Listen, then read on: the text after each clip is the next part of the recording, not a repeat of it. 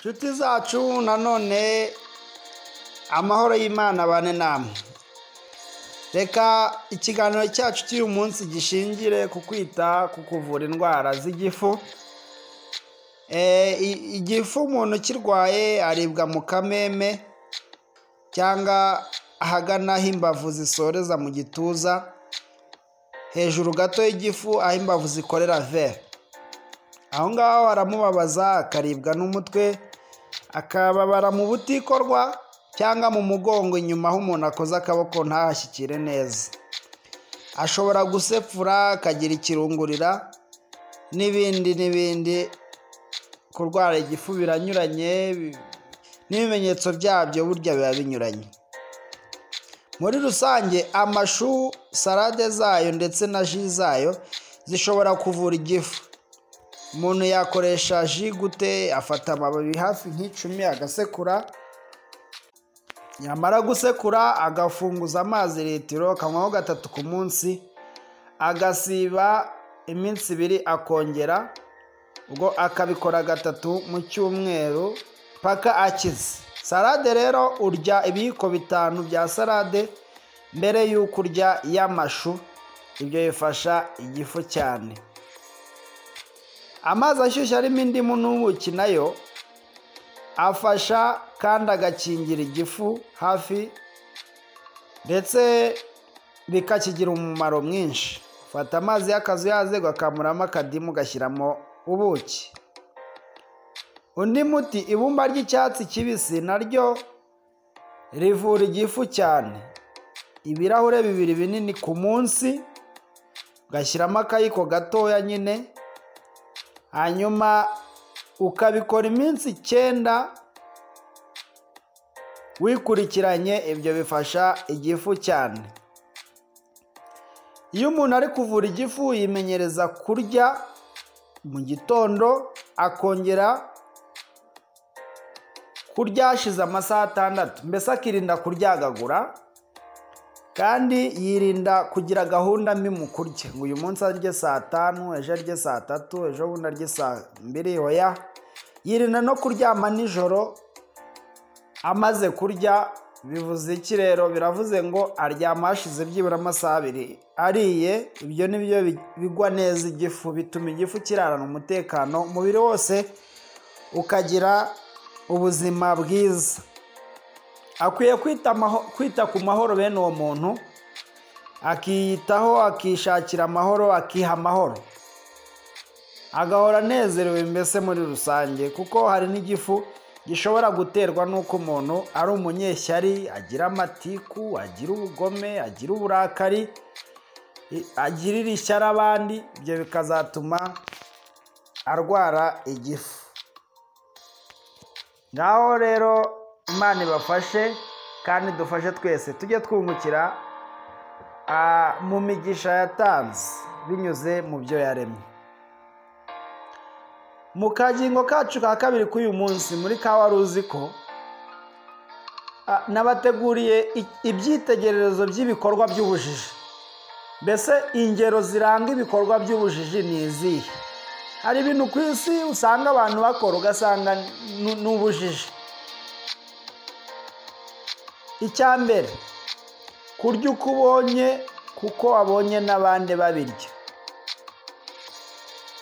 Iyo umuntu apfa kurya uko abonye ngo ni uko yabonye n'abandi babirya, bigaragaza ubujiji. Ubujiji rero ni ukutamenya gukora ikintu bitewe n'uko utazi.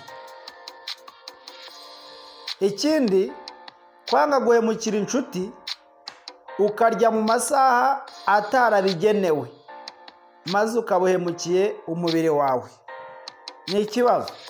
Hariho umuntu wikoza hariya atakirakoramo, yakikoza hariya ati akirasomaho. Oya, kwanga guhemukira inshuti ukarya ku masaha atarabigenewe, ubuhemukiye umubiri wawe. Cyo ni urundi rugero rwiza ruranga ubujiji. Urundi rugero ni ukurya ubabaye kandi aho ikikubabaje utenda kukivanaho, ukaba wiyangirije bidasubirwaho rero. Kuko iyo umuntu ariye atanezerewe, ibyo kurya bye bimubera nk'umusenyi. Ikindi, kurya ibitetse nabi ngo nibyo bigendanye n'ibigezweho, nta kindi bikumariye uretse kwiyangiriza. Umuntu agafata gahora ku gafiriti, ibyo bitetse nabi. Iyo ifiriti uyitetse uba uri kuyishiririza nyine, kandi igishirire kiba gipfuye, kubihorera uba uri guhomba. Urwo ni urundi rugero rwiza ruranga ubujiji, guhorera ibitetse nabi ngo nibyo bigendanye n'ibigezweho. Ngayo nguko. Ibindi, guhora urakaye ngahari abantu urashaka ko bazajya bagutinya. Iyo umuntu arakaye aba ameze nk'uri kunywa itabi. Iyo umuntu afite umujinya w'umuranduranzuzi aba ameze nk'uri kunywa urumogi. Bitewe n'uko umujinya n'uburakari biteye ubwoba, biteye akaga, ni ikibazo gikomeye cyane. Reka tujye ku kindi, mu rundi rugero rwiza ruranga ubujiji. Kutiyuhagira umutwe nibura buri masaha 24 ngahari uri kuzigama umutungo w'umusatsi. Iyo umuntu atoga mu mutwe amasaha byibura 24 atuma imyanda yasohowe n'ubwonko ibura hinyura ku ruhu, bitewe n'uko iyari iriho itozwe. Dusabwa gukuraho imyanda iri ku ruhu rwo mu mutwe kugira ngo iyasohowe n'ubwonko uwo munsi ibona itambukira iki. Niba umuntu yoga mu kwaha, niba umuntu yoga ku ruhu, niba umuntu yoga ku birenge, no mu mutwe agomba koga buri munsi.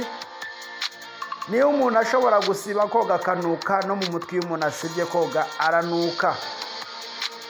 Ni ikimenyetso cy'uko imyanda iba yabaye myinshi ikabura yica, kandi iyo ibaye myinshi irongera igakata igasubira ku bwonko, hanyuma ubwonko bugahora bwanduye, bikazatera ibibazo by'indwara z'ubwonko. Ngayo nguko rero. Urundi rugero ruranga ubujiji ni ugusesagura umutungo wawe ukawumarira kurebwa, ugasigara utagira ibigutunga wowe n'abawe. Reka mbabwire urundi rugero rw'ubujiji. Kumenya kwambika umuryango ibigezweho, utazi kuwugaburira ibikwiranye n'ubuzima bwiza. Abantu bazi kugura intebe mu nzu, amateleviziyo, amakatenzi, ibiki byose bikaba bihari, amatapi, ariko wamubaza ngo indyo yuzuye irangwa n'iki? Ku mugoroba hakwiye kuribwa iki? Ibinyobwa byiza bifasha umubiri ni ibihe? Reka da. Kumenya kwambika umuryango ibigezweho, imyenda myiza, ariko umuntu akaba atazi kugaburira ibikwiranye n'ubuzima bwiza. Ngo ni urugero rwiza rw'ubujiji. Urugero rwa nyuma, kumenya guhaza igifu utitaye ku byo umubiri ukeneye, ukawikoreza ibitawufitiye akamaro. Ngayo nguko rero. Ntabwo bapfa kurira guhaga, ahubwo baranatoranya bakamenya ngo umubiri ukeneye ibingibi. Ubwo twavuze ku ndwara y'igifu rero, aka kagingo ka nyuma karanga urugero rw'ubujiji nako mukiteho. Kumenya guhaza igifu ukikoreza umutwaro umubiri utitaye ku mumaro ibyo ngibyo bihufitiye ushyizemo. Ibyo nabyo bishobora gutera igifu.